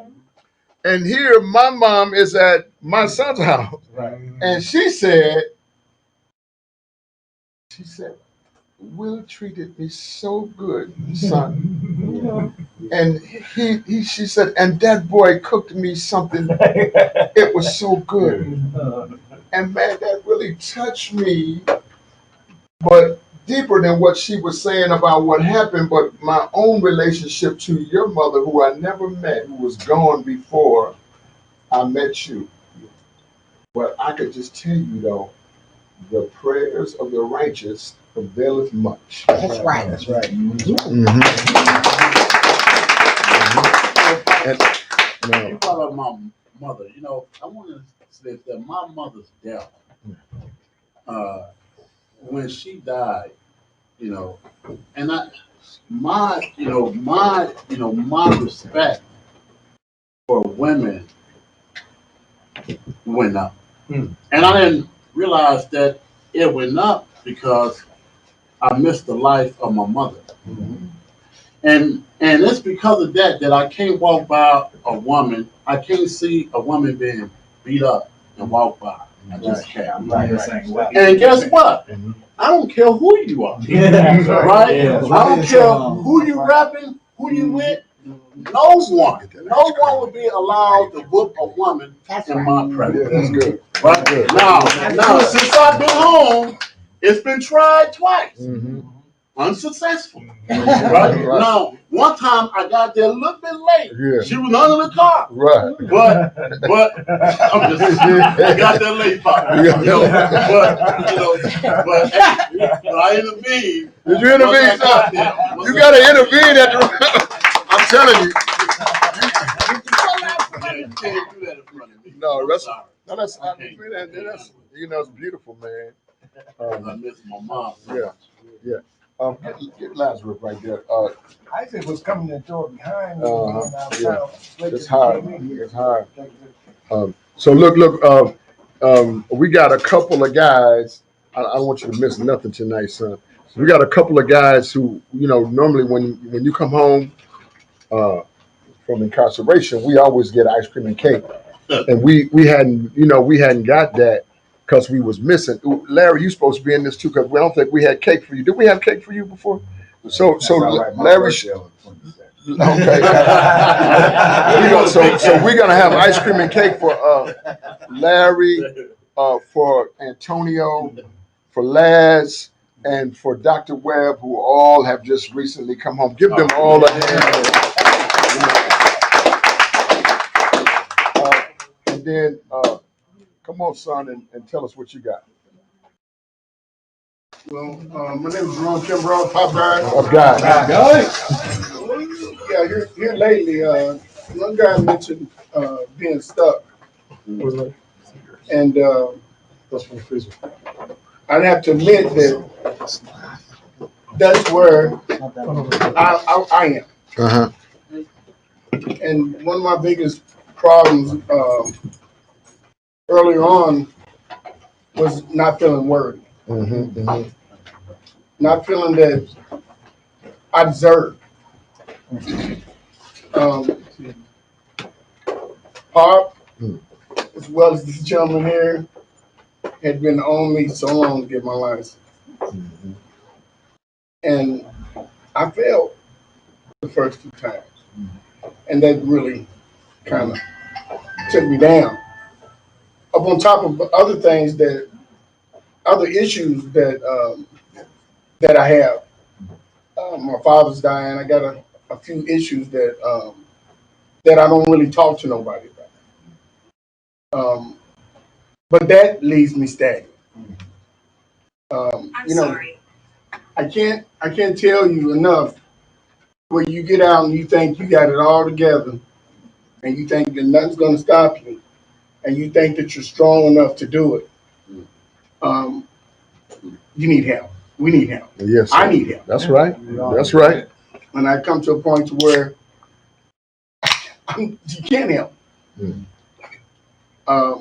So therefore, I don't deserve it. I haven't gave up. I was in a state of depression for quite a while. But if I don't tell nobody, nobody knows, and therefore I can't get any help. Wow. So, you know, I'm going to keep a job. I have to do that. I'm going to keep a job and keep it afloat. But I could have had my license a long time ago. I could have had a car a long time ago. But these are the things that kept me from trying to succeed, just being in that slump, you know, and feeling sorry for myself. And I appreciate and I thank everybody, especially you, Pop, that's talked to me and tried to help me out throughout the way. I see these new cars. Of course I want one. I see people. I Geronimo every morning. Right. I see him up, and but he's on it. Yeah, yeah. He's on it. Yeah. And you know, one day, one morning, it was about 2 o'clock in the morning, and me being, you know, when my mind's wandering, the body's tired, but the mind races. Mm-hmm. And sometimes I'll get up and try to walk around a little bit, and I see Geronimo across the street in his truck, and I looked around and said, "Man, we're the only two just up. Right. We're the only two out here." But see, Geronimo's on his. I'm doing nothing. Right. And I often talk to Geronimo a lot. He gives me, you know, advice and things like that. But I'm going to have to start opening up my mouth. I'm going to have to start, you know, asking questions. I'm going to have to start doing what I got to do. And I really actually feel ashamed because it's taken me this long to do what I got to do. But and I apologize to all the people that's been trying to help me and you know, seek the right thing. You know, advice. You give me advice all the time. This man does too. But I got to turn this thing around. Yes, sir. Boy, give him some love right there. You do deserve a good life. One second, Don. Kimbro, that was good, man. Yeah. Go ahead, Don. Yeah, it's strange that this week came up. We're almost done. We just need y'all to just give him some attention here. It's strange that we're talking about this and even the word here, because I was thinking about the same stuff that you were just talking about, you know, because I was like in the penitentiary, and I was like maybe 61 years old, and I had got sick and tired of living the life I was living. I wanted something better. I didn't exactly know what that was, and I exactly didn't know exactly like the path to take to get to it. First of all, I had to get myself in check, right? And so what I used to do, I started saying affirmations every morning for about 5 years, right? I would get up, I would look in the mirror, when I get up in the morning, brush my teeth, and I would say these words. Today will be a good day. Today I'm not going to harm anybody, and nobody harm me. And I'm going to grow today. I'm going to learn today, no matter what. I said it for 5 years. Yes, sir. At 61 years old, I'm talking in the mirror to myself. Yes, sir. Affirmations, right? Yeah. Because I wanted to focus on becoming better. And I also wanted to focus on staying out here. You have to be free in that cell before you can be free out here. Yeah, that's true. And I wanted to get free as fast as I could and as strong as I could. You know what I mean? No more games. Yes, sir. You know, they say depression, man, is anger turned inward on yourself, psychologically. So you punish yourself because of that, whatever it is. You know what I mean? And in our book, in our term, Pop, you know what I mean, unresolved issues, silent cries. Right. Yes. That's another way of understanding that, breaking That's it down. But I was saying, and I said to myself, why is it taking so long to get to that, right? It took me that long because, first of all, my pride was in the way, right? I didn't want to admit to nobody, let alone to myself, that I needed this help. And then I didn't know what I was supposed to know at that time. Yes, you know what I mean? That's There's good. kids that know this stuff. Kids on the playground that play with each other fair. They don't look at race, they don't look at creed, none of that, status, none of that, right? And I'm 61 years old trying to figure it out. Stuck, you know what I mean? Stuck like you. So, but here's the thing about that though, right? No matter how long it takes you to get it.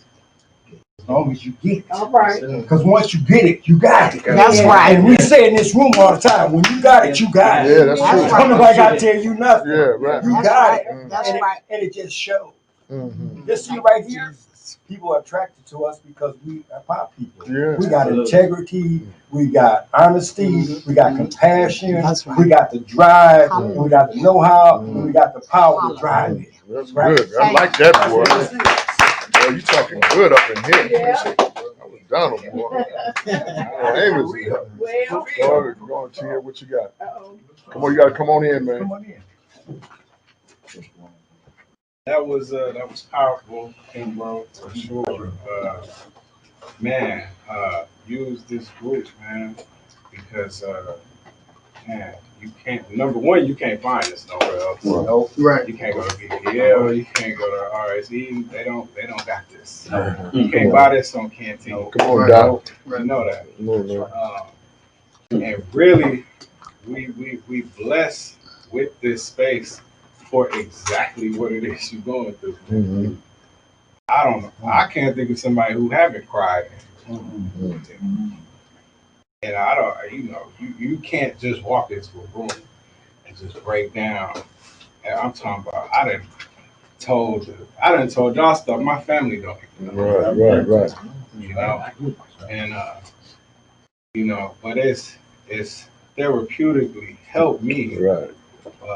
This is therapy. Yeah. Yeah. And, It is. and what it is, what's eating you up is compounding all of that trauma or whatever it is you're going through. You have to walk around with that every single day. It's heavy. And that creates tension within yourself. And we're looking at you like, what's wrong? You like, and it wants to come out. Yeah. But you can holler at any of us. Any of us. I mean, I can't look, any of us, man, including me, without judgment. That's right. I'm not, everybody in here know, I'm not going to tell you what you want to hear. Right. Anybody that know me, I don't care. If you're mad at me, but your life is saved, or your freedom is saved, Right. I'm cool with that. That's right. That's right. Absolutely. I'm not one of them type of people, man. That's right. And you got family here, man. It's think of all the people that do not have this. That's just out there, just running crazy. Got out of jail and just figure it out. It's just like being released from slavery. Slavery's gone. Now figure it out. You don't have that problem. You got all these blessings in here sitting in front of you. Utilize it. That's good. That's good.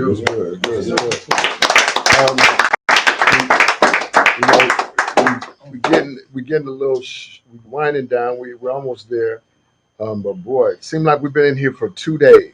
You know that? Because so much is going on. So much is happening in here. I feel like we've been here 2 days. And that is therapeutic, Tia. But Kimbrough, I think, and Donald, you really gave him some good feedback, man, and your own testimony. That's powerful. Because we all need help. So I was just telling you about my daughter last week. I got 10 kids, and one of my daughters, I let her get away. I didn't have her in my but let me see if you can see it. This is my daughter right here from Houston, who just whose baby daddy just died, and this is just her and I, and I just wanted to give her some daddy love, right? And I was so grateful.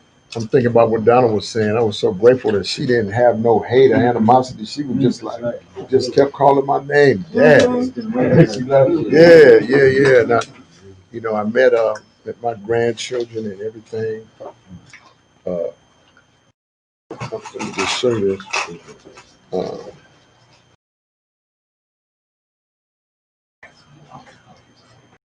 This is my little grandson down here. His name is Amir. Look at little Amir. Look, he's 6. He's cute as a button. He's really smart, huh? You see Amir? Yeah. You see? Hey, look. That's no leader, Yeah. She don't have on no shade. But this is just one of the to Tierra's point and to Donald's point. Man, I mean, none of us we didn't have it all right. Still don't. And I would mess around and get ready to have a laugh, and then she would shoot in my mind. Yeah. Hey, what you doing laughing?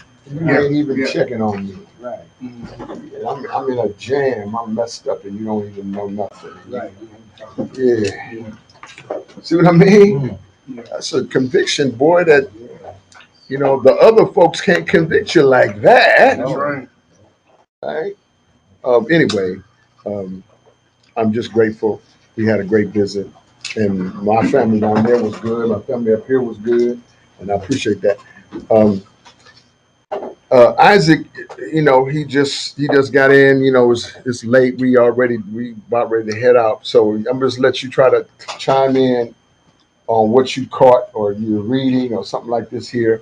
Then I got two things I want to mention to you just about uh, Pop House stuff. Go ahead. First of all, to the read,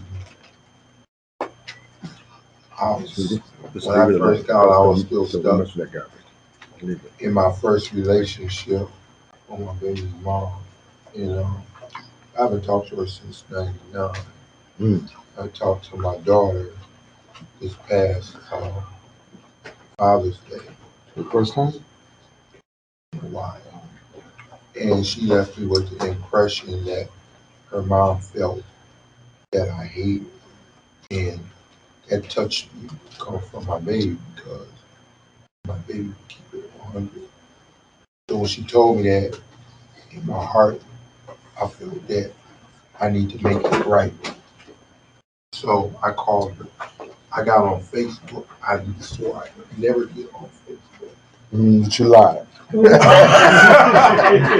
So the reason why, and I really like it, but I hate it. I got on there and I got in contact with her and we talked. Wow, it was good. She wants to come up here and see me. Oh Lord. Yes, I ain't got no control over that, but I do. But I asked her not to. She gonna do what she wants to do.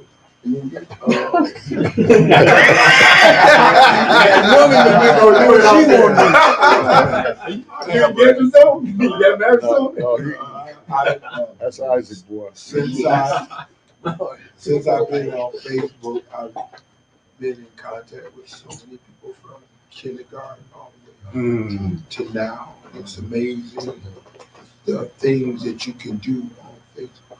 But one of the things I learned is that you have control over what you do with Facebook. I don't even read this stuff on there. I go over there when somebody tells me something, I listen to them and I take it off, and it is what it is. I cut that person all the way off.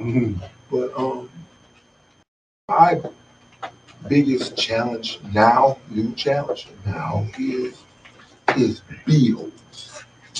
I'm really learning fast that I have to manage my money. I just can't spend my money.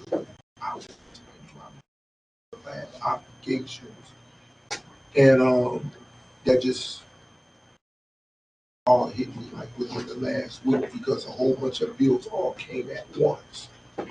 And I got my car note, my rent, my insurance, my main things that I have to take care of first and get them out of the way every month. So I feel you.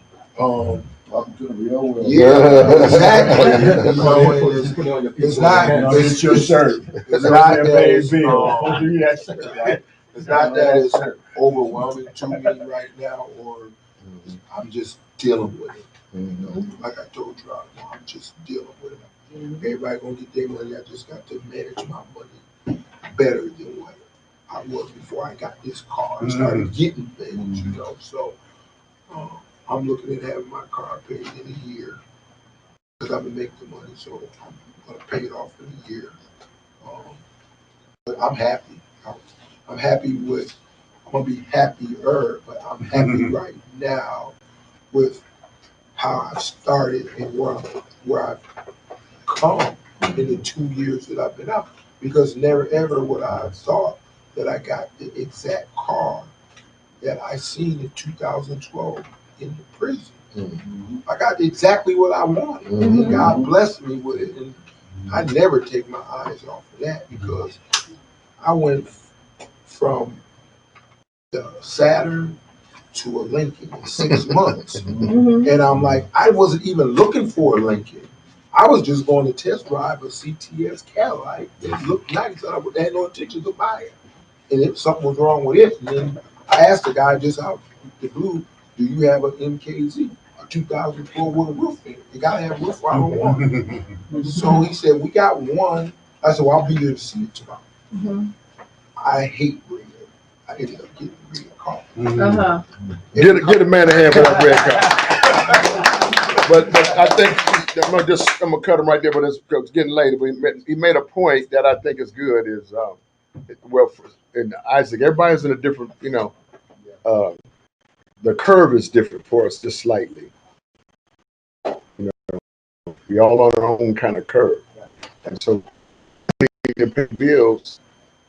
Let's juxtaposition that against spending a large period of time in prison, where, just commissary, you just trying to, whatchamajigger, buy some Zuzus and Wham Whams and not, now this is a different deal. And really there's no training. If you didn't spend time training yourself, the training is just not there knocking on your door. You have to step into it. And so now you're experiencing it and feeling what it is. People want their money serious about it. And it is just that part of it is not going to go away. But the part I liked what he said is that he was feeling some sense of happiness in his living. Yes, sir. And that is a really important thing. Give him some love right here. It would help if you got here a little sooner because you really missed something tonight, but that was good even still. Two things I want to mention, to the group. It just got to the place where I have to mention this to the group. So, if you're living at the Pop House, you can't be driving a car with no license. Now, that might seem like a small thing to you, but it compromises my position. You understand? Or the organizational position. Where if your agent was to say, well, hey, didn't you know? You didn't know we had a car? Right. You've been driving it. Well, I'm not gonna lie for you. That's right. Right? And I'm just saying, yeah, he got a car. Yeah. He got no license. All that stuff is illegal. And so if you're in a transitional house, you can't be doing illegal activity no matter what it is. And it might be that's minimizing for us in some ways, driving, I've done it. I've done it, but ain't nothing right about it. That's right. So, now Lou bought him another car. And Lou's working hard. He's a hard-working guy, this and that. Lou bought him another car. But you know what? I'm going to have to say, I told Lou my feelings because you compromise me, man. You make me have to lie or just shut up about the truth. And I can't. Have to do that. I'm not going to do it. And so I'm going to have Lou, he have to have his car somewhere else. Or Lou may have to maybe go someplace else with it, like that. And this is not hate. I really like him. And what I'm saying, he's a pop guy. But this is how I have to be in order for us to go forward. And I just want to bring that out. The only reason why he's not here because this boy got, I don't know, at least 2 jobs and maybe 3. I don't know. But I just want to say this out loud, and then I'm gonna have to take a step about this. Dr. Webb got a car. He ain't got no license. Wait a minute. It's a good thing. Give Dr. Webb a hand. He got a car. Tomorrow. He got a Cadillac. Dr. Webb got a Cadillac. And he got a pretty white car, you know what I mean? But he don't have no license. But he got it parked, and he's up here trying to they went to after their license today, got rained out. It rained, I don't know if it rained out. They sent everybody home. If you can't put the cart before the horse when you're still working on this other contract. Parole is a contract you have to fulfill. And work release is not parole. And you can't trick the two things off, acting like I'm on parole just because you've been out this many years. You are on work release. Work release doesn't require a hearing or anything. Yeah, so we're trying to get Isaac. I'm just being clear here. What we're trying to do, this is a hard fight. Just get him to parole. There's no better place for you to be to try to get to parole than where you are. If you step away from that, they're gonna cut you, because people don't have to listen to your mess, right? They got a rule. You better keep it. If you don't, you're a violator. It's that simple. I just want to be clear about it, right? Each one of us in here is a piece of work. Yep. And Isaac ain't no different. All right. That's right. But if we don't mess with ourselves, then what's the point? So we all need some help. And he needs some help. We need some help. I heard everybody else today, that asking for help, that came out a lot today in our discussion. And we all need it. Sis, you were great tonight. I appreciate y'all. Let's who did not go? Tylo. Tylo did not go. And by the way, it was Tylo's birthday yesterday. Give him some love. Yeah, go ahead. How old are you, Tyler? 23. 23. Boy, getting old, ain't it? No. Boy, you got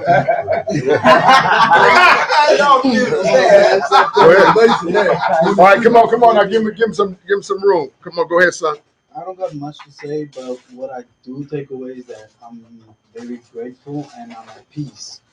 It took me a long time because my dad walked out of my life. I think I was 3 years old, and we never really had that relationship. So my stepdad came in the picture, and we went through our challenges and stuff. But I'm very grateful for him because he's been the father figure in my life over the time, Right.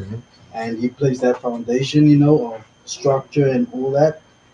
But yesterday it took my dad 20 years to get back to me, and he actually messaged me and he sang happy birthday to me. Wow. So I'm feeling much better now. Because I told my mom I'm not gonna be the one to reach out to him. I never did anything wrong. So he got back to me and we in communication. How do you feel about that? I'm feeling good. Yeah. Good. Man, look, and whoever Pops had to get over some stuff. And look, he must not have took his eyes off of him, because here after all of this time, Pop has found his way back to say something on Facebook like Isaac is talking about. So Facebook do have a few good things, and it's got some other things too. I said it's got some other things too. So look right here. We got to get out of here. Everybody went tonight. Did I miss anybody? No. Okay. Let's pledge out of here. Did y'all get? Everybody got ice cream and cake? Mm-hmm. Was it delicious? That's good. All right, let's get on out of here. Boy, I'm so grateful for you tonight, boy. I could recap this meeting and just saying somebody said, I finally decided, or I have overcome the trauma, or that the gift of deciding just keeps on giving. Structure and balance. Not to deal with the pain is a decision to continue in it. With just some notes I took from y'all tonight. That was good. Come on, let's yoke up here. All right. Let's yoke up here. I will balance my family values. My goals. I will exercise wisdom. What I choose to eat. Read. And do. I will strive to make all my relationships. Win-win. No deal. I will under every circumstance. Maintain a positive attitude. That's so important. Especially when you get bad news. Mm-hmm. And my wife is excellent at this. My wife, she's excellent. She don't miss it no time. My wife will get bad news and she will instantly convert it into something that's positive. I'm convicted by it because I'm not as fast as she is. That's right. I'll be like, I don't know about that. But at the end of the day, I'm on her side. Healthy people. See what I'm saying? I will act upon circumstances circumstances rather than have them act upon me. I will on a daily basis be proactive with my goals because I have goals. I am somebody. I will always protect my wisdom, my health, and my happiness. I will stay principle centered and maintain a positive circle of influence. That's so powerful right there. You're hanging out with subtractors, you're going to get subtracted from. That's just how it works. Watch this. I will daily learn, commit, and do. I will act according to the POP Leadership Institute, and be productive in my community, and my private life. All right, let's hug somebody. Get on out of here.